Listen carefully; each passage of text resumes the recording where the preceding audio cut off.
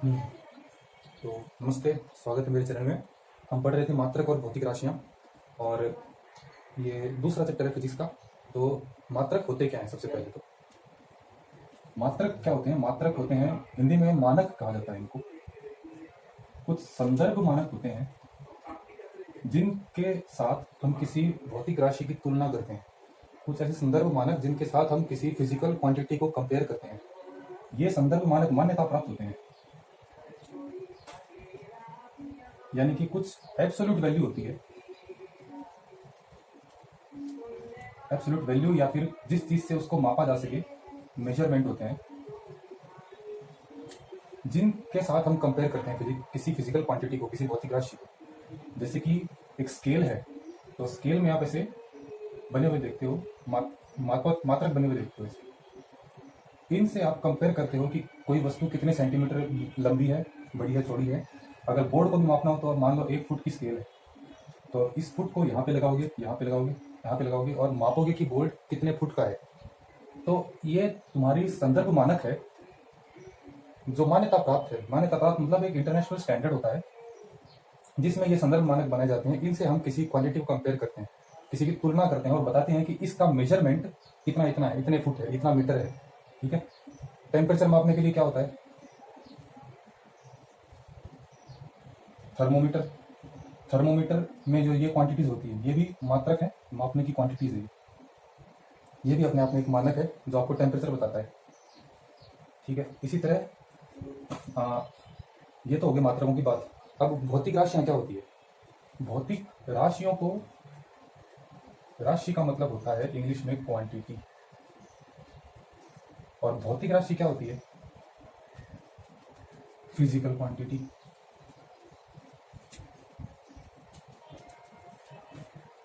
Physical quantity वो भौतिक राशियां जो भौतिकी के नियमों का पालन करती हैं। Those physical quantity who follows laws of physics are physical quantities. बड़ा आसान है। तो भौतिक राशियां कितने प्रकार की होती हैं, इनका वर्गीकरण कैसा है वो हम देखेंगे। वर्गीकरण मतलब क्लासिफिकेशन। तो यहाँ पे देखिए, भौतिक राशियां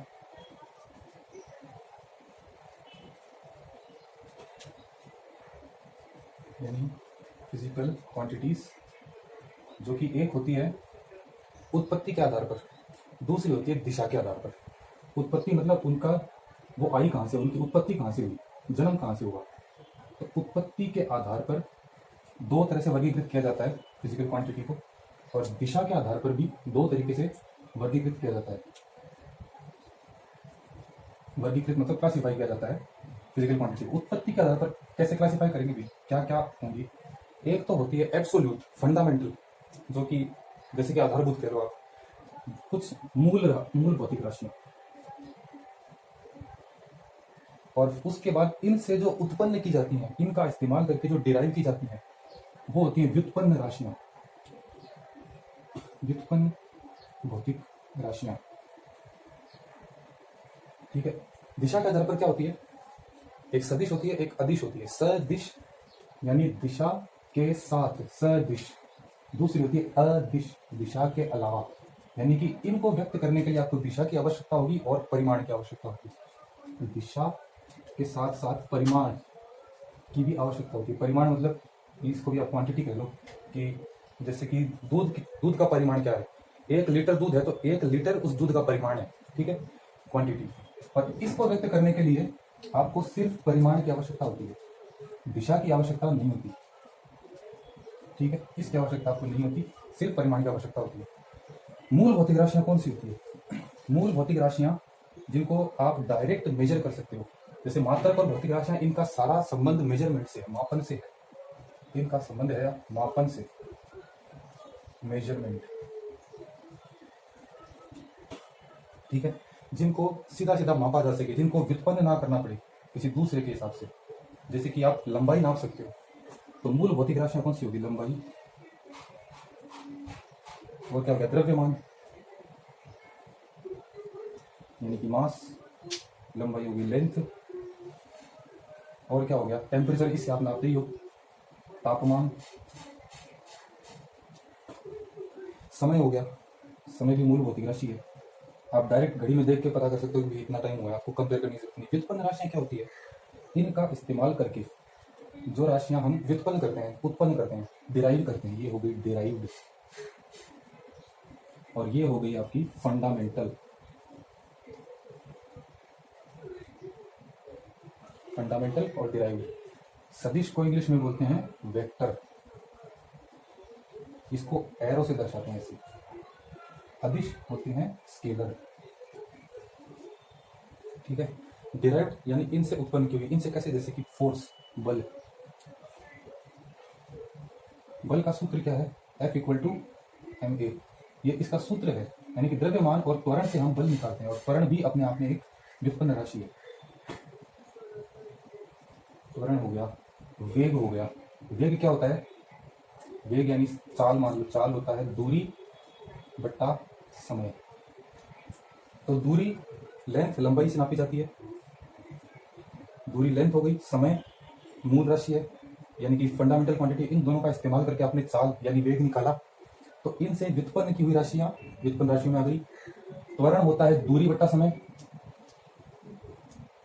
ये हो गया त्वरण, ठीक है। ये समझाने के लिए है। त्वरण हो गया, वेग हो गया, फिर घनत्व हो गया,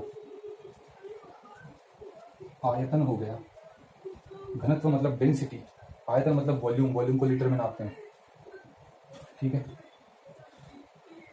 सदिश राशियां, पहले आपको अदिश बता देता हूं, जिनमें केवल और केवल आपको परिमाण की आवश्यकता है, दिशा बताने की आवश्यकता नहीं। परिमाण की आवश्यकता यानी कि जैसे सब्जी लेने गए आप, तो कितना किलो सब्जी लेके आए, 1 किलो वजन आया उसका, तो वजन यानी कि द्रव्यमान अदिश राशि है। समय भी अदिश राशि है। आपको ये नहीं बताना है कि उस डायरेक्शन में कितना टाइम हुआ है, इस डायरेक्शन में भी उतना टाइम होगा जितना उस डायरेक्शन में होगा। समय की जरूरत नहीं है, उस समय में दिशा की जरूरत नहीं है। समय हो गया, और क्या हो गया? घनत्व। घनत्व बताने के लिए दिशा की आवश्यकता नहीं है, आपको वजन से और उसके वॉल्यूम से नापना पड़ता है घनत्व। घनत्व हो गया, आयतन हो गया, तापमान, ये सारी अदिश राशियां आ गई। और क्या हो गया अदिश राशि में? विभवांतर। विभवांतर मतलब क्या होता है? वोल्टेज डिफरेंस होता है, वोल्टेज डिफरेंस, ये करंट में आएगा आपके आगे। और क्या हो गया? प्रतिरोध। ये प्रतिरोध विद्युत का प्रतिरोध है, और एक होता है प्रतिरोधकता, यानी कि पर यूनिट एरिया में कितना प्रतिरोध है, वो होगा प्रतिरोधकता, ठीक है। वो बाद में आगे के चैप्टर में डिटेल में पढ़ेंगे। सदिश राशियां जैसे इनके, जिनके साथ आपको दिशा की आवश्यकता है इनको व्यक्त करने के लिए, तो बल एक सदिश राशि है अपने आप में। बल को आप बिना दिशा के व्यक्त नहीं कर सकते। क्यों? क्योंकि अगर आप किसी चीज पे बल लगा रहे हो तो बल का परिणाम क्या होगा? जैसे कि अगर मैं दीवार पे बल लगाऊं, अलग अलग दिशा में बल लगाया जाता है। अगर दीवार जाने दो, बोर्ड के ऊपर इस दिशा में बल लगाता हूँ तो बोर्ड उधर सरक जाएगा। वहां से मैं यहाँ बल लगाता हूँ, बोर्ड इधर सरक जाएगा। नीचे से बल लगाता हूँ ऊपर की तरफ, तो बोर्ड ऊपर उठ जाएगा। तो मैं जिस दिशा में बल लगा रहा हूँ इसका विस्थापन उस दिशा में हो रहा है, इसलिए बल एक सदिश राशि हो गई। और सदिश राशि क्या है? विस्थापन, यानी कि डिस्प्लेसमेंट। ये भी एक सदिश राशि की किस दिशा में विस्थापन हुआ बल लगाने से, तो दिशा की आवश्यकता। सदिश राशि संवेग हो गया, जिसको P से दर्शाते हैं, संवेग यानी इंग्लिश में मोमेंटम। फिर होता है आवेग, फिर होता है क्षेत्रफल। क्षेत्रफल अल्पांश, इसको इकाई क्षेत्रफल भी कहते हैं। क्षेत्रफल अल्पांश मतलब कि किसी क्षेत्रफल की इकाई किस दिशा में होती है। जैसे कि बोर्ड का क्षेत्रफल अल्पांश में कहूँ ना, तो बोर्ड का इकाई क्षेत्रफल, मान लो इकाई क्षेत्रफल 1 इंच बाई 1 इंच इकाई क्षेत्रफल हो गया ये, तो इस इकाई क्षेत्रफल की दिशा क्या होगी? ये आपकी दिशा में होगा, यानी कि उसके परपेंडिकुलर, उसके समकोण में जो दिशा है, जिसकी तरफ वो प्रोजेक्टेड है जो क्षेत्रफल, वो उसकी दिशा हो गई। ये अगर मेरे हाथ में प्लेट है, मान लो मेरा हाथ ही है, हाथ का क्षेत्रफल अल्पांश की दिशा पता बतानी हो तो आप कैसे बताएंगे? हाथ की इकाई क्षेत्रफल जिस दिशा की ओर होगा, यानी कि इसके लंबवत, तो ऊपर की दिशा में इसका क्षेत्रफल अल्पांश होगा, ठीक है। आगे डिटेल में पढ़ लेंगे उन चीजों के बारे में। तो दिशा के साथ व्यक्त की जाने वाली राशियां सदिश, दिशा के बगैर केवल परिमाण के साथ व्यक्त की जाने वाली राशियां अदिश हो गई। व्युत्पन्न राशियां जो कि मूल भौतिक राशियों से डिराइव होती हैं, जैसे बल, त्वरण, वेग, घनत्व, आयतन, वो सब व्युत्पन्न राशियां हो गई।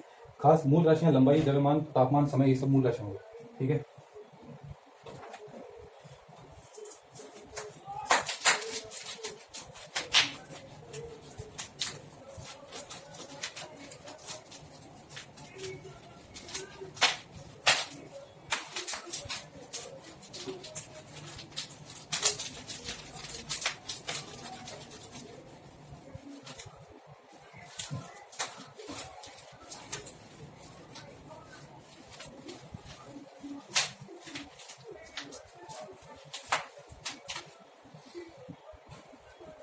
अब देखिए मात्रक प्रणाली क्या होती है। मात्रक तो आपने देख लिया। अब मात्रक प्रणाली यानी कि मात्रक हम किन चीजों में मापते हैं, किस किस तरीके से हम चीजों को माप सकते हैं, वो आते हैं मात्रक प्रणाली में। 3 तरह की मात्रक प्रणालियां होती हैं। कौन कौन सी होती है? एक होती है CGS, एक होती है MKS, एक होती है FPS। CGS का मतलब क्या होता है? Centimetre gram second. MKS क्या होता है? Metre kilogram second. FPS क्या होता है? फुट पाउंड और सेकंड। पाउंड भी एक द्रव्यमान की इकाई है। ये विदेशों में इसको ब्रिटिश मात्रक बोलते हैं। इसको यूके के लोग, यूरोप वाले लोग यूज करते हैं। MKS प्रणाली भारत में यूज होती है। CGS प्रणाली जापान के लोग इस्तेमाल करते हैं। ये थोड़ी छोटी इकाई है, MKS थोड़ी बड़ी इकाई है, और ये इन दोनों के मध्य में आती है, बीच की इकाई है। ठीक है। सेंटीमीटर ये हो गई दूरी मापने का। ग्राम ये हो गया द्रव्यमान के लिए, और ये हो गया समय। तो समय तो देखिए सब में सेकंड ही है, समय का तो एक ही इकाई है पूरे विश्व में। अब जब हम अलग अलग मात्रकों से किसी चीज को मापना शुरू करेंगे,